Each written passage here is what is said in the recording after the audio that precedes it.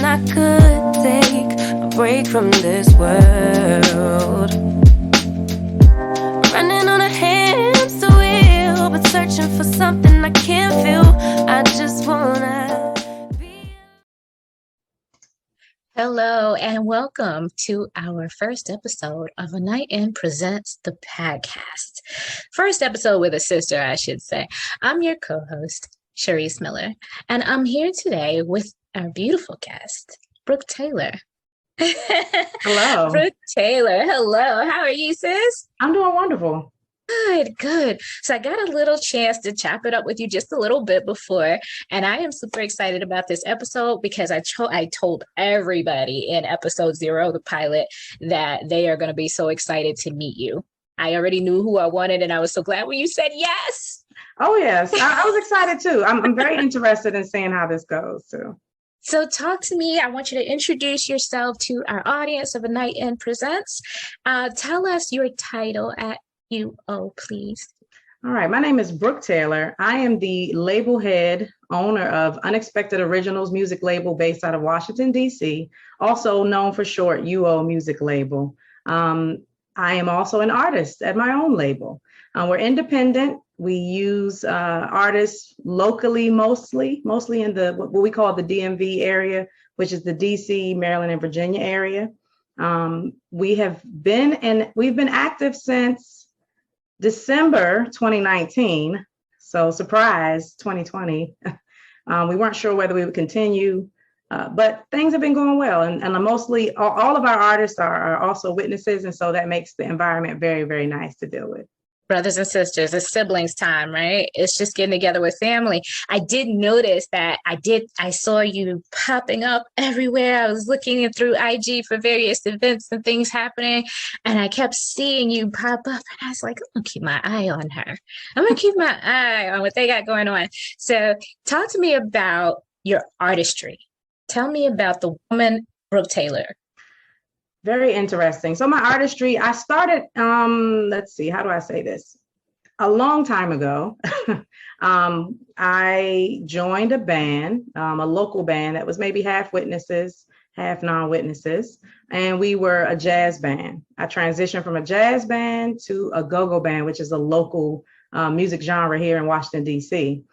From the go-go band, I met a young man, a young brother who was producing his own music at home. And one day he gave me a CD and wanted me to try out my writing skills because I've always been a writer. So I said, okay, I'll see what songs I can come up with. And I remember filling up writing songs to every track on the album. From there, me and him and another brother formed a music group called the Aviators Club. So that was a very long time ago. And to this day, that is my artist name that I hide under, the Aviators Club. We've released probably about 2 full-length albums, maybe 1 EP, and dozens of singles. So overall, probably like 18 to 20 albums. So you still rock together? No, no, we don't.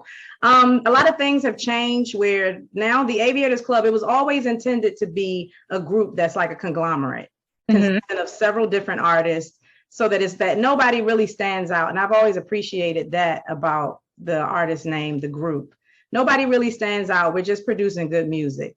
So in doing that for a few years, it led to, I started meeting other witnesses who were really doing their own thing, you know, in the privacy of their homes, making music, producing music, writing, singing. And I kept thinking about it and said, you know, we need a music label, somebody to help organize the work that we're doing, keep track of everything. And then I started to I do research for a living outside of music.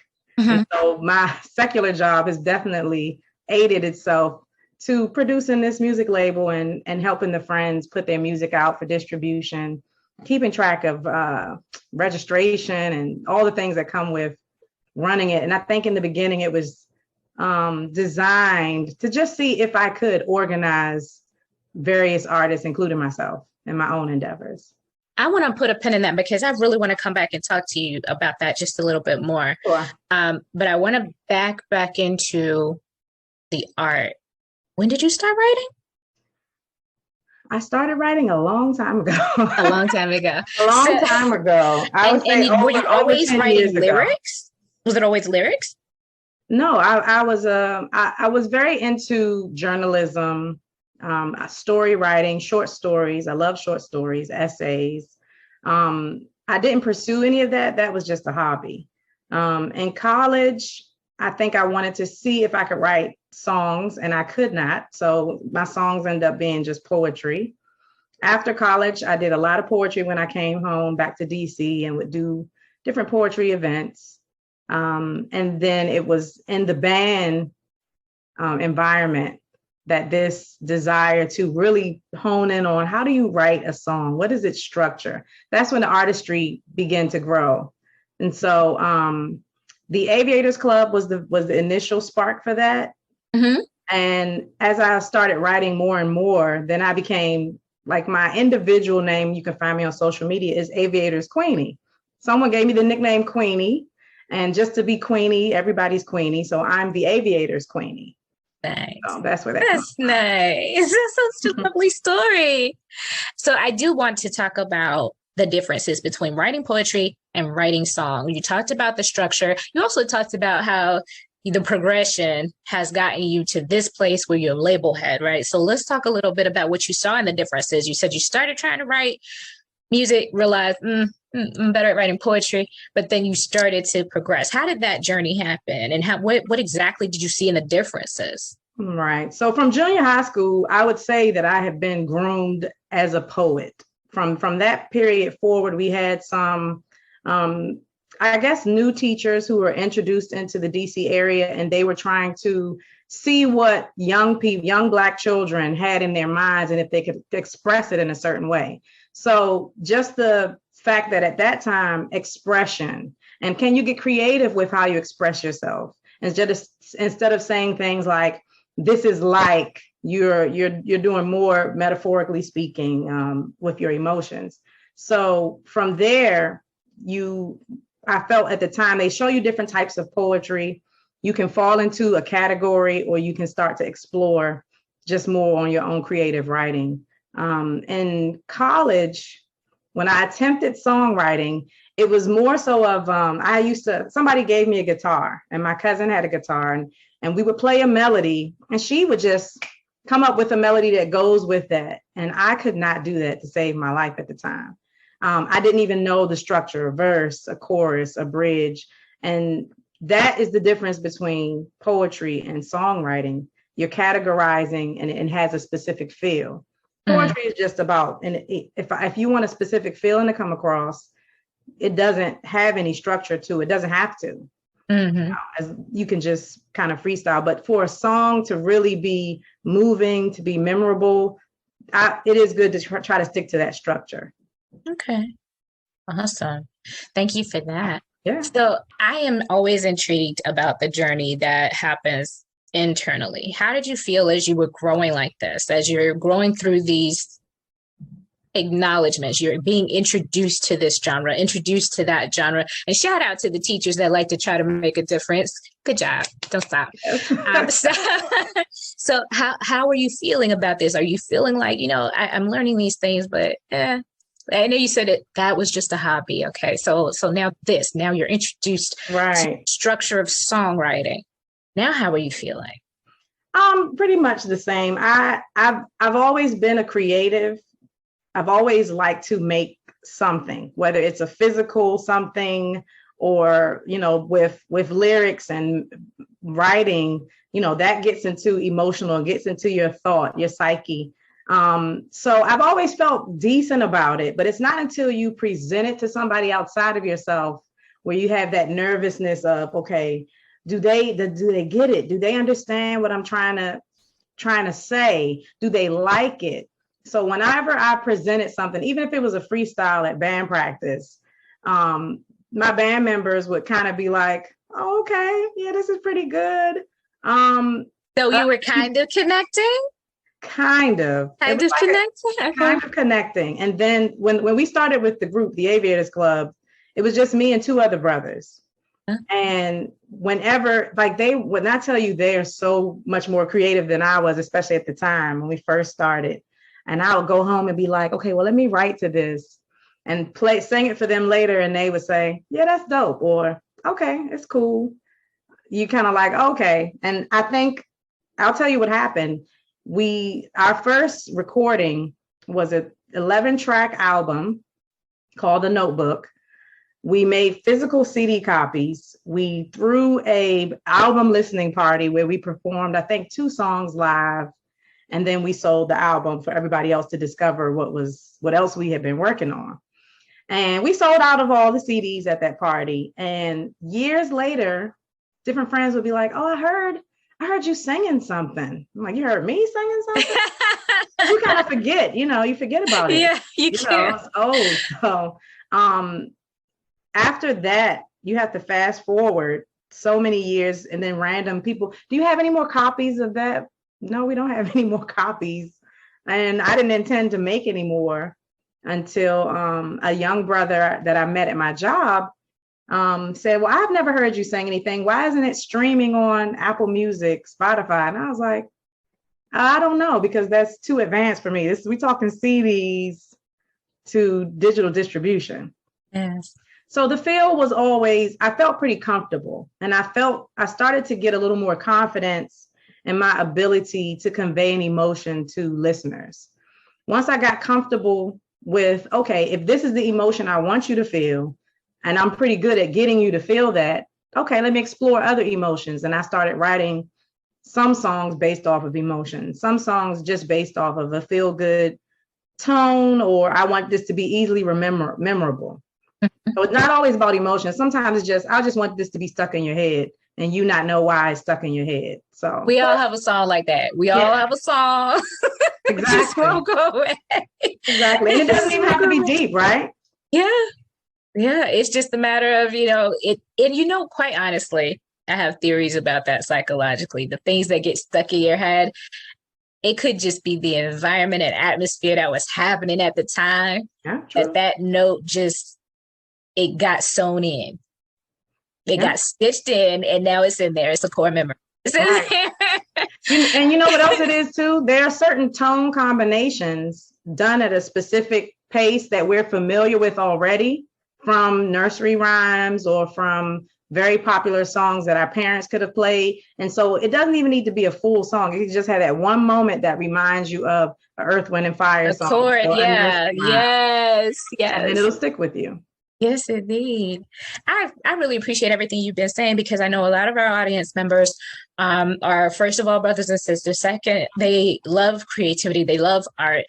Some are involved artists, but a few are career watchers. They enjoy seeing other people do the things. And so I think it's very encouraging for them to hear your story and talk about, how you move from becoming somebody who admires a thing to becoming somebody who is the conveyor of the creativity. That is a beautiful journey. And it's one that I encourage for everybody, because obviously these are gifts, right? And if you got a gift that you won't unbox, is sending a certain message that maybe it's not the message you want to send, right? Yeah, so we unbox the gift and we put the gift to use. And so here we have the Aviators. And I need to stop. Is that where the jacket comes from? Yeah, this is definitely Queenie style here. Queenie style. I love it. I love it. That's a t-shirt, Queenie style. Queenie style. Okay. Yeah.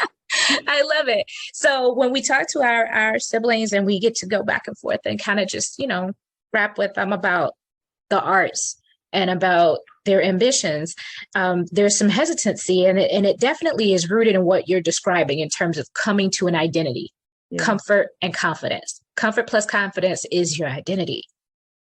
Yes, it's very true. It's very true. And what happens, I don't know if you're ready to talk about the artist side of things, but the first thing that we do at UO after we establish, okay, this person has a talent, we would like the talent to be associated with us and helping them build that confidence. And when it's time to present, there are so many wonderful singers all of us hear somebody singing at the hall, maybe who have a certain tone you haven't heard, and they may be just singing their room. Yeah, and they trying to harmonize. They trying to harmonize. They trying to stay on our level, but you can tell they come up. They come. Yes, we all have that sister, that brother. And the first thing you have to do with someone like that is to build their confidence in themselves, because nobody ever believes that. One, people want to hear them. Two, that they're any good, you know. And three, that they deserve any type of recognition for the talent. Right. That's a big one. That's a big one. Because with that comfort is a recognition that there's balance in the view we have of ourselves, right? To quote the Apostle Paul, not to think more of oneself than it is necessary to think.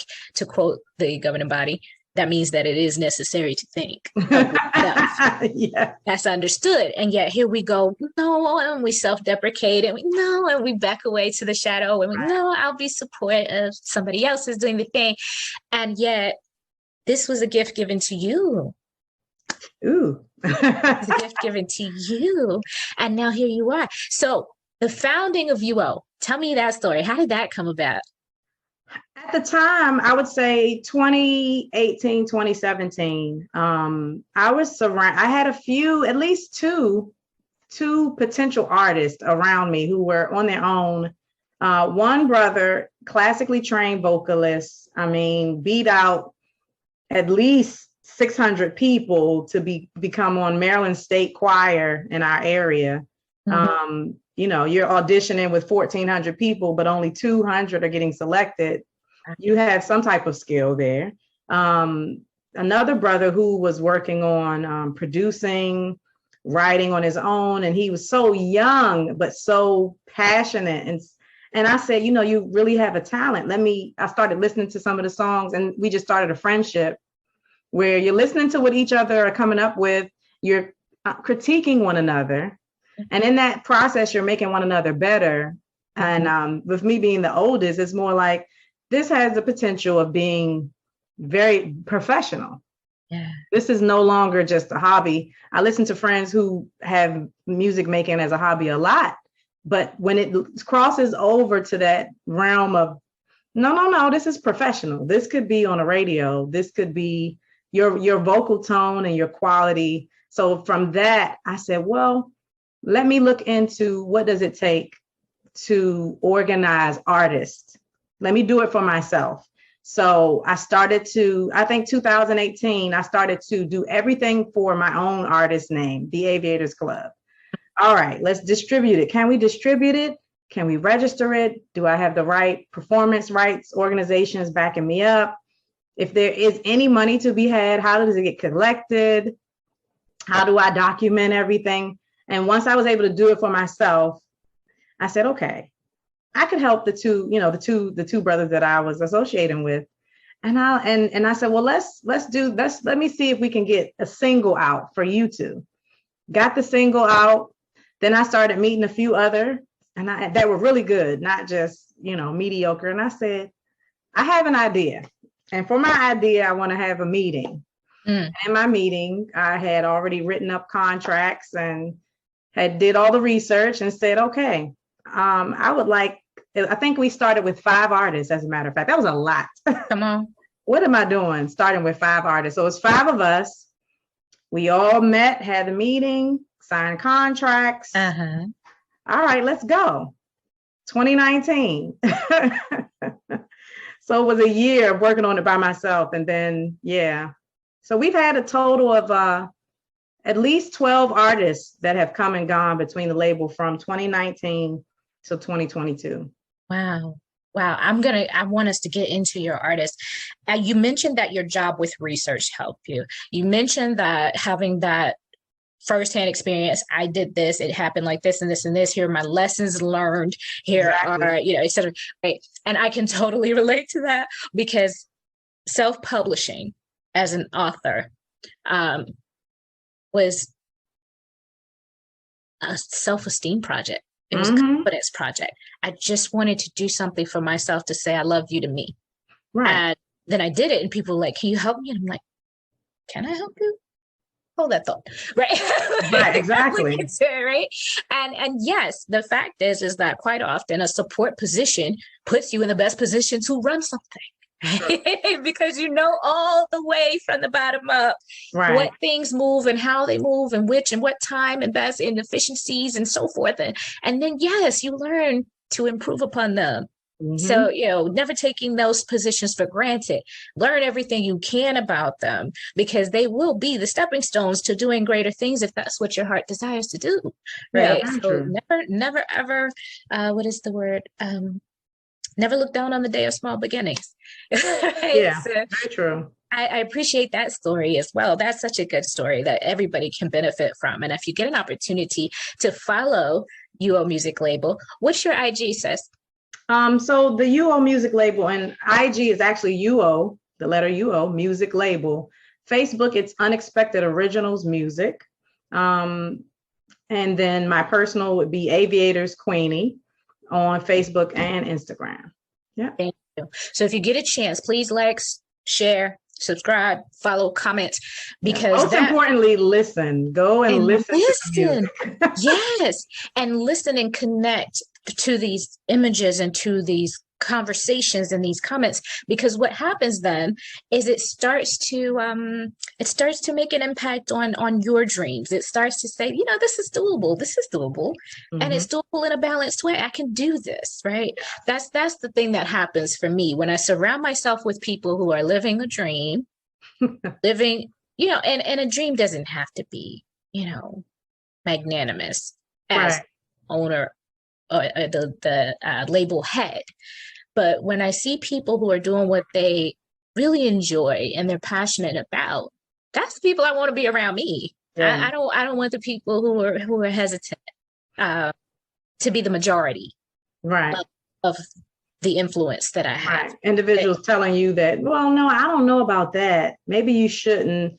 It is very empowering to have people in your corner who are encouraging you. And the thing is, I think with us, within our spiritual background, we could have a lot of hesitancy because the realm of creativity is a lot of times steeped in, a worldly environment. And so, but if you parallel it with the things that we already do in the organization, we definitely enjoy some original music. We do indeed. We enjoy the acting of one another. We enjoy the writing styles of people. If you ever in the future get a chance to go to an international gathering or get to see one on Zoom, don't pass up the chance, because you get to see our brothers and sisters create dramas, create music, create these skits and scenes, and we are creative people. There's an amazing article in the Awake called The Inner Gifts That Jehovah Gives Us, and it's actually an article that's about creation. And what sets mankind apart. And it asks the question, why? Why did Jehovah give us these things? The ability to appreciate, to improve.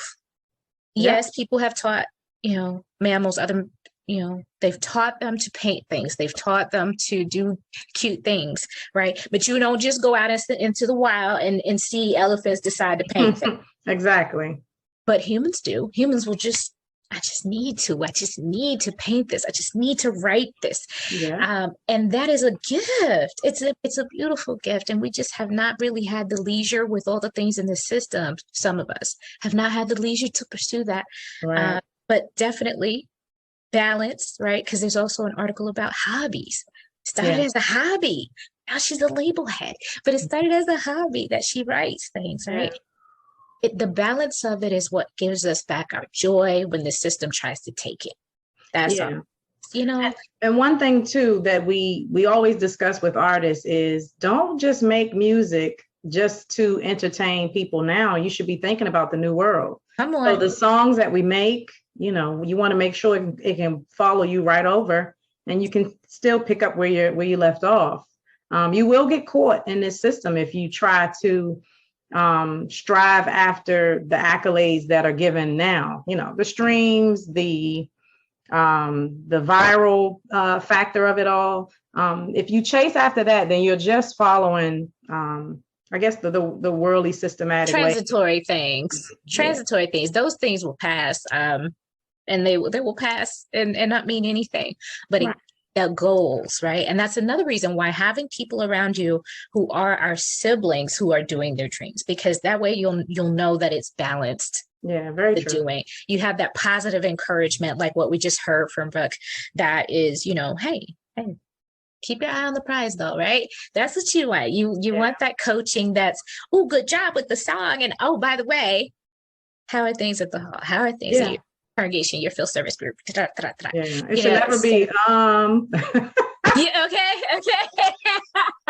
Keeping the head above water, right? Yeah. So with the UO family, who's currently rocking with the UO family? I know who is rocking with us still. So there's the Aviators Club first. Isha Shante, she's a soulstress. Yeah, very, very good soulstress or neo soul artist. There's Limeface X, who is actually a producer of, he's a producer in various range of genres, but I'll start with EDM, alternative, a little bit of pop, and very little R&B styles. Let me see who else. There's Dave Lowe, who's also a producer, so that's behind the scenes. He's supposed to be coming out with an EP this summer, but I don't, as the label head, knowing what's going on, I don't think that's going to happen. Sorry, Dave, but that's what's happening with him. We have a new artist named Ryan Cabana. He's a rapper. I have heard his work as well. Yeah, he's awesome. Very good, and he also has a wide range because he produces his own music as well, and he's a musician. He plays guitar. So he has a lot of hip hop, R&B, soul. He even has a little bit of what do you call that? I don't want to say club, but maybe it's also electronic dance music as well. That's his range. He even has a little bit of it's a new genre called drill music that you'll hear in the UK. Okay. Probably even a little bit of reggae and a little bit of Afro beats. So did he just recently drop an album? He did. Yeah, he did. He dropped an album called The Shogun, and he has a part 2 coming out in July 10th. Okay. All right. And Isha Shante, does she have an album out now? She dropped an album called Black Butterfly. That was at the beginning of the year in January. And that album's been doing okay. And we have the youngest member of UO right now is her name's Jeannie. She only released a single called Shiro, but she has a whole EP that we're trying to get out this summer as well. And let me see. JM, how many is that? Let me see. 6. So Aviators Club, seven. Isha, Ryan, the brother who's a producer, Limeface X, Dave Lowe, Flo. There's Jeannie, and then there's JM. JM is a classically trained singer who he has an EP called OGX, that's short for organic. And that pretty much that EP was just all organic, raw emotions. If it didn't stick with him after he heard it a couple times, never made the album. Okay. Yeah. So that's so far 7 of us. 7. That's awesome. And so basically, you said everybody else can take the summer off because y'all trying to lock it down, huh? I hear that. Yeah, and all the artists right now are in the DMV area. Except for Ryan and Limeface X. He lives actually in Trinidad. Oh, wow. Okay. Look, see, and then you can forget that we're global and then you can't. You really can't. Exactly. So COVID stopped nothing for you. No, it didn't. It just changed and it aided the creativity because you had so much time to spend on your art because you couldn't go anywhere. Extracurricular. Let me ask you something. Did it feel to you like a little bit of a preview of what's to come? Because I noticed that so many people tapped that inner talent. So many people tapped, you know what? I'm going to paint. I'm going to DIY. I'm going to write more. I personally have not written so much in 20 years. Wow. In 20 years, I have not written so much. Yeah. Yeah, so it definitely aided in that focus and just being able to, like you said, some people who have never tapped into their creativity did so during the pandemic. A lot of decks got built, a lot of inner painting projects, and as you know, I know lumber went up in my city.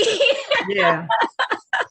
So yeah, I do think that helped a lot to give people a head start. So lots of creativity. Lots of displays of those gifts that we were talking about earlier. Yeah. And for your label, lots of change and lots of different projects going on and going out. So I will be posting at the end of this video where you can find those artists. I will make sure that it's in the description. There will Nice. also be a brief little cameo of some of the projects that they're working on where you can find them on YouTube. But just recently, you did a virtual event, yeah? How did Yeah, that that's something go? that I'm trying to make this a part of UO every year. It's called the UO Virtual Music Showcase. Hopefully it won't stay virtual, but the idea is, when you've worked hard throughout the year, whether it's a single, whether it's a music video or just a photo shoot, I like the idea of people seeing this is what we've been doing all year, and then putting that in a showcase format, kind of like a oh, what do you call those things? Back in the day, they would have a variety show. That's exactly the Okay. style. So the style, basically, when we have our virtual music showcase, I try to get 3 DJs, and I try to get one of those DJs to co-host with the official host, Okay. so that when you come in, the show starts immediately. So if we say the show is at 7, you can sit in the waiting room till 6:59, 7 o'clock when it's opening.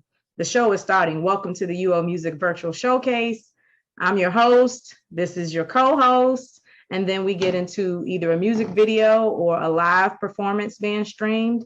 Then we alternate. Then we do a 10-minute DJ set with the first DJ. Then we come back, show another video, show some behind the scenes, how stuff is made, photo shoots that we've had, another DJ set, 10 minutes to give you a break. And then we do maybe like a final live performance and close out with the co-host DJing until you're ready to log off. So it has gone I very hate well. that I missed it. I didn't start following you until April, so I just missed it. See, that's why you got to know. You got to know, and that's Well, what. don't worry, because we're going to, I'm collaborating and putting it together to at least the very first one that we ever did was supposed to be recorded, and something happened the day of at the last minute. It did not get recorded, but this year's was recorded. And what we're doing is we're going to put it all together so you can actually see how the show is run. So that kind of gives you something to look forward to when we do it again next year. Very nice. Yeah, I'm looking forward to it just because I follow Isha Shante and I've been watching her and I've been watching, like I said, you just don't know who you're inspiring. You just got to do your thing. And while I am not the fan of the time that I consume in social media, I'm always disappointed in myself when I look at my screen time, but I am also just inspired by seeing the things that my brothers and sisters have going on. Thank you. Praying for it. I'm celebrating it with you. And that is something that I can say truly the United family is good for, making sure that, our brothers and sisters know these things are going on and celebrating it. I absolutely am all for that. 100%. Well, thank you so much. We really appreciate the support. We of course write a lot of things and put a lot of things with our brothers and sisters in mind. We're not trying to Avon the brothers and sisters to death. You know what I mean? It's just more so of, since it only cost us enough to make the music, we put out the creativity that we're doing in hopes that, it gives you some clean music to listen to. Your conscience won't be bothered. The subject matter will never be one that is questionable. And then because we have the familiarity of being in the same organization and serving the same God, there's that level of comfort, we want to kind of root one another on. So that's what I enjoy the most when we have these annual, little group meetings where we discuss. It's a fest, right? Okay, amongst your family, your family. Yeah. Okay. Yeah. It reminds me of like I've been on LDC since 2005. Mm-hmm. So it's like the feeling you get when you're on the projects and you're working with one another and you're eating goals. Same goals. Yes. It's nice like that. Very nice. Very nice. And what is the future for UO Music Label? I have no idea. We're still making music. I'm wondering if we're going to run out, if anybody will if one by one will just be like, I'm done. And at least at the minimum, the music that we've already done will still be out there. Of course, I would like to, right now I'm at a position, like I said, it's 7 of us that I'm constantly managing. And what I didn't recognize is when everyone's writing at the same time, that's a lot for me as an individual to kind of cipher through and take a really good listen over here and critique over there. if I were to transition it into a bigger business or more business like, of course, getting help. I think I've attempted to have interns before, and at the end of the day, it didn't work out because it's that trust, letting go of something you have control over and giving it to someone who may not be as passionate about it or may drop the ball. That is a huge fear. It is. So, and growth wise, if I could find maybe one or two people who could help me to organize, what goes on behind the scenes, that would be nice. And if we just have to be satisfied with what we got, then that's fine too. I was going to ask, would you be satisfied? Would you walk away feeling satisfied if this year was the last year? Could you walk away feeling satisfied? We did a great thing. I could. I have that much confidence in what we've already done. I feel like the music that we've already put out, some of the things. Now, this is the thing. You do have to be reasonable with yourself. Not everything is a classic. Not everything is amazing. But I can say at least out of all of my artists, each artist has at least one album or one track or two tracks that are classics, that are like, you're going to listen to this for a long, long time if they don't put anything else out. Each artist has at least one song like that. So that I'm very happy about that. Yeah. So, hey, audience, you have a job here. Find the classics. Find the classics. Listen, stream that, right? And where can they stream the music? They can stream it everywhere that they get their music. So I'll run through the list. So here's the list. You have Tidal, Apple Music, Spotify, YouTube Music, Deezer, iHeartRadio, Pandora, Amazon. Do you know Napster still exists? And Napster is streaming it as well. Google Play, I think, is now YouTube as well. There's a Spanish Spanish network, which is called Savan. We're there as well. Now I done ran through the list, and when sis said everywhere, she meant everywhere. When she said everywhere, she meant that. She said I really did. Everywhere. Go stream the music. Go find the classics. Go find your next favorite. For my brothers and sisters that you don't have to worry about it not being wholesome. You don't have to worry about whether or not you gotta leave your gift at the altar, whatever. You don't have to worry about none of that. Exactly. You gotta pour out the drink offering for it. You good. Yes, indeed. Yes. No conscious bother here. So I appreciate that so much. Thank you for sharing that information with our audience here at A Night In Presents. In terms of the Aviators, do you guys have anything dropping this year? I have some songs that we've worked on, and I don't really foresee them coming out anytime soon because I'm prioritizing everybody else over myself. The last album that I did was called Party, and it was my first attempt at a very depressing song. That's the whole intent behind Party.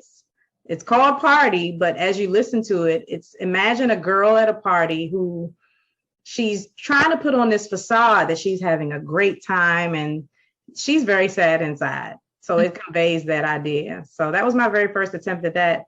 And I hate to say that that's been getting very well received. Hey, because it's relatable. It's relatable. Are you serious? Do you understand that this last 2 years has been the year of the introvert? It's been the year of the introvert for 2 years. We finally being heard, and we're like, no, we don't want to hear it. We ain't going nowhere. We're not going out. We're not going in. No. Right. This is our year. And so, for people who may have even thought they were extroverts, or maybe they were ambiverts before, now they're going back into the office. They're going back into school. They're going back into places and out in the out, and they're a little tentative. They're like, very true. We're like, yeah, see, no. Right. So I've just kind of been focusing like the financial part of UO, comes out of my pocket. So what I do to supplement that is I like to have at least one gig a month. Oh, okay. And so now that things have opened back up, and I think starting in April, I think was the first gig that I had, and sometime in April after the showcase, when I perform and I charge my fee, that is what goes to helping the other brothers and sisters make the music. So they don't have to spend anything out of their pocket to do what they like to do because they're very talented and good at it.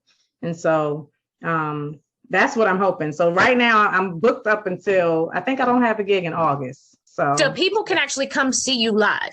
Yeah, you can come see me live. Where is that? Where do they come see you live? In Washington, D.C., it could range from a private event, like I just did a private corporate event for another company, to one of the local venues in our area. So right now, I think my next one in June will be at a pop-up in, there's a shopping center called Eastover Shopping Center in Washington, D.C. So that will be the next one. And then I think I have another pop-up in, very in the DMV area. So I think I'll start doing better at putting it on my social media. You gotta let us know, girl. You gotta let us know. Yeah, exactly. Look, don't think we won't come outside. We're just selective about coming outside. That's right. all. True. We come out to play though. We come out, and y'all hear what she says. The sister is taking care of her label mates. It's her label, but it's her label mates too that she's looking out for. Yeah. So absolutely adored that.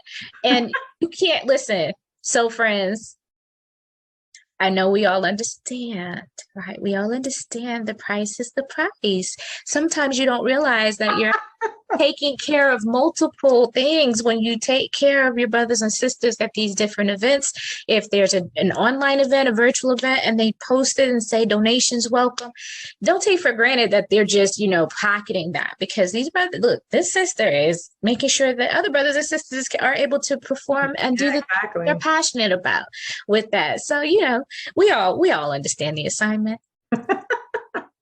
Right. I appreciate this. Yeah. Appreciate this so This much. has been awesome. I really have enjoyed getting to know you. And our time is wrapping up for this first episode with our sister, Brooke Taylor. Is there anything else that you want the Night In family to know about you or UO Music Label, or anything else that you have going on that just maybe it's about the music, or maybe it's about some other projects that you've got going on? Please feel free to share it. Just being a creative, there's so many different little things that I get myself involved in just to keep myself sane. And I try to stay balanced with the 1 gig a month. And then on Fridays is when I decide, okay, I've did all these things this week, my spiritual obligations. Friday is the music day. Just look out for us. And if we do put out anything that you like, the most important thing that anybody can do is to share it. Let somebody else know, hey, have you heard this? Because that doesn't cost anything. And a lot of the streaming platforms are free, or if you're already you're paying monthly for it, then that means the music is just included in that too. So take advantage of that and really give us a listen. Let us know. And a review, right? And a review, yeah? Yeah, exactly. Yeah. So that's all that we have going on. And then look out for UO's next showcase. It might be a hybrid, virtual and in public, but look out for the next one.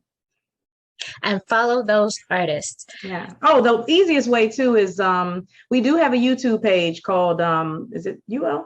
I think it's Unexpected Originals, or you just try UO Music Label. Either one of those will work. And then you'll be able to keep track of all the artists at any given time from that page. And so, yeah, I guess I want to say like and subscribe to to the UO Music Label's YouTube page. Yes, indeed. Yes, indeed. Like, share, subscribe, comment, reviews. Make sure that you are supportive in whatever way possible, because you never know what's coming back in the way of encouragement, coming back in the way of a blessing, a network, a connection. And quite honestly, I've appreciated listening to Brooke talk about just the business side behind the scenes, right? There's so many lessons, so much knowledge that she has from doing this, as they say, off the mud. And, here you guys have had the opportunity to sit down in your living rooms and actually benefit from that. So please keep your eye out on Brooke. Okay. Thank you so much, Brooke. Oh, yeah, no problem. Thank you. Thank you for having me. It's been a pleasure. And A Night In presents the podcast. You guys want to see what's coming up in June? Stay tuned. Nice.